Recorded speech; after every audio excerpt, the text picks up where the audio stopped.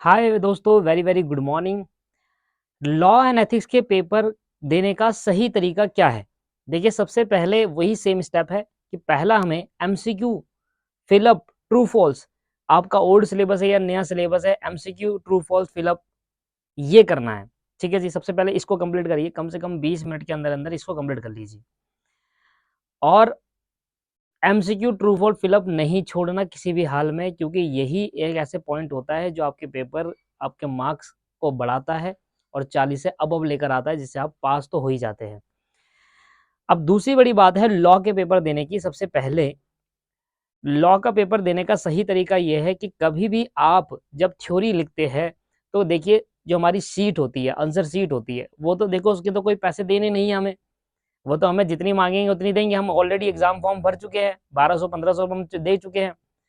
तो मेरे हिसाब से जब भी आप अपना आंसर लिखे तो कृपया करके खुला खुला लिखे। खुला खुला लिखने का मतलब है कि जब आप आंसर लिख रहे होते हैं एक लाइन पर, तो मैक्सिमम 3, 4, 5 वर्ड डाले बस एक लाइन पर। मतलब अगर आपकी राइटिंग अच्छी भी नहीं है तब भी वो पढ़ने में आएगा। देखिए, सबसे इंपॉर्टेंट चीज होती है राइटिंग। किसी की राइटिंग अच्छी नहीं होती और वो बहुत बिच्चा बिच्चा लिख देता है, तो कृपया करके ऐसा ना लिखिए। आंसर को खुला खुला लिखिए। एक पूरी शीट के अंदर 3 वर्ड 4 वर्ड लिखिए बस। 3-4 वर्ड लिखे, जिससे आपका पेपर खुला खुला नजर आएगा, आपके आंसर शीट में अच्छा अच्छा प्रेजेंट होगा।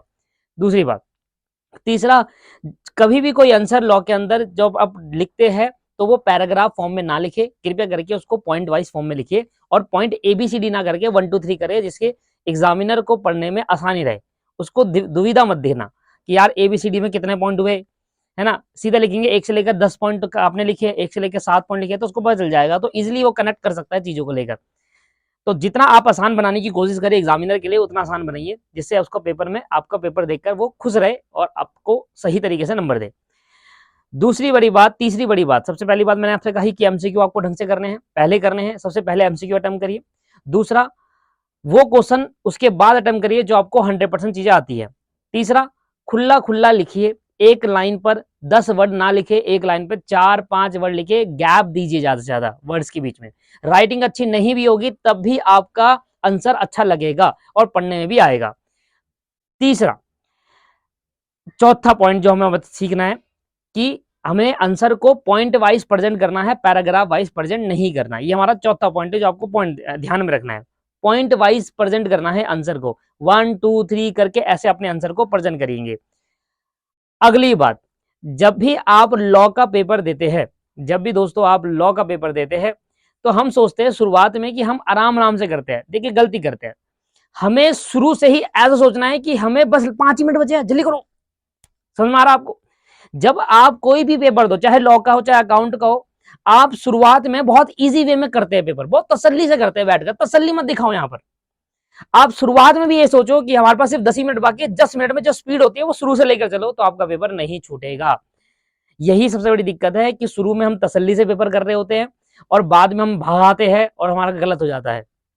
तो ये नहीं करना लॉ के पेपर के अंदर, या कोई भी पेपर हो तो ये इसको फोकस करिएगा कि शुरू से ही स्पीड मेंटेन करके चलिएगा और धीरे धीरे नहीं लिखना, स्पीड मेंटेन करके चलना है। ठीक है ना, सबसे बड़ी बात।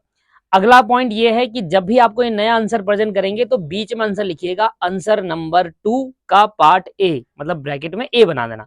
तो आंसर जब भी आप प्रेजेंट करेंगे तो विजिबल अच्छे हो जाएंगे। कभी कभी स्टूडेंट क्या करते हैं, क्वेश्चन लिख देते हैं, साइड में लिख देते हैं आंसर 2 छोटा सा, पार्ट ए। क्या जरूरत है, हमारा को फ्री की सीट है, जितनी मांगेंगे उतनी देंगे, बड़ा बड़ा लिखो ऊपर। आंसर नंबर 1, आंसर नंबर 2 का पार्ट ए कर रहा हूं यहाँ पर, पार्ट 2 बाद में कर रहा हूं। अगर आपको 5 क्वेश्चन अटेम्प्ट करने हैं तो 5 ही करिएगा, 7 8 मत करिए। 7 में से 5 अटेम्प्ट करने हैं तो 5 ही करिए दोस्तों। क्लियर है? अगर क्वेश्चन नंबर 2 का पार्ट ए अभी कर रहे हो तो जरूरी नहीं है पार्ट बी भी साथ के साथ करना है, पेज छोड़ोगे, जरूरी नहीं है। आंसर 2 का पार्ट ए अभी करा तो पार्ट बी 3 4 क्वेश्चन के बाद भी कर सकते हैं। बस विजुअलाइज ढंग से कर देना कि पढ़ने में आ जाए कि आंसर 2 का पार्ट ए ये रहा, पार्ट बी 3 4 पन्नों बाद है। ये भी ध्यान देना है आपको। ठीक है, पॉइंट वाइज आंसर करने हैं, पॉइंट वाइज करके आइएगा दोस्तों, खुला खुला करके आइएगा, स्पीड शुरू से ही मेंटेन करिएगा। एमसीक्यू को पहले अटेम्प्ट करना, उसके बाद जो क्वेश्चन आते बाद में, और फिर जो नहीं आते उसको बाद में। अब सबसे इंपॉर्टेंट चीज जो मैं लास्ट में कह रहा हूं लॉ के लिए, स्पेशली फॉर लॉ, बहुत सारे स्टूडेंट ये सोचते हैं कि बीकॉम में या बीए में जब भी जो भी एग्जाम जिन्होंने ग्रेजुएशन में दिया वो भर भर के लिख कर आते थे। अगर आप यहां पर भर भर कर लिख कर आओगे आपको नंबर नहीं मिलेंगे, काट देंगे वो। To the point, to the point means to the point, जितनी बात पूछ रहा है उतनी ही बात का जवाब दीजिए, ज्यादा नंबर ऑफ पॉइंट बढ़ाने की कोशिश ना करे। अगर वो 6 नंबर का क्वेश्चन पूछ रहा है आपके पास लिखने का है तो 6 नंबर क्वेश्चन के लिए 2-3 पेज भरना चाहिए। ये सिर्फ ग्रेजुएशन में होता है, फाइनल या फिर सीएमए के अंदर ऐसा नहीं होता दोस्तों, कृपया करके। मैंने जब अपना एग्जाम दिया था लॉ का, उसमें क्वेश्चन आया था जिसके अंदर 4 पॉइंट थे, वो 6 नंबर क्वेश्चन तो 4 ही लिख कर आया मैं, और कसम से उसमें 6 या 5 नंबर मिले होंगे, क्योंकि स्टडी मैट में भी उतना ही था, स्टडी मैट में भी उतना ही था। ठीक है, तो ये बड़ी ध्यान दी है, बेमतलब के कोई भी अननेसेसरी चीज ना भरे, उल्टी सी चीज ना भरे। एग्जाम्पल से ज्यादा कोट करिए, जैसे कॉन्ट्रैक्ट के अंदर एग्जाम्पल होते हैं, खुद से बनाने की कोशिश करिए, एग्जाम्पल ज्यादा से ज्यादा कोट करिए। अगला पॉइंट, एग्जाम्पल ज्यादा से ज्यादा कोट करने हैं, टू दी पॉइंट बात रखनी है, एग्जाम्पल को ज्यादा से ज्यादा लिखिए, कोशिश करिए जितने एग्जाम्पल आप लॉग के अंदर दे सके उतना। सेक्शन अगर नहीं आते तो मत लिखिए, कोई फर्क नहीं पड़ता, नंबर ना कटेंगे ना मिलेंगे, ठीक है ना।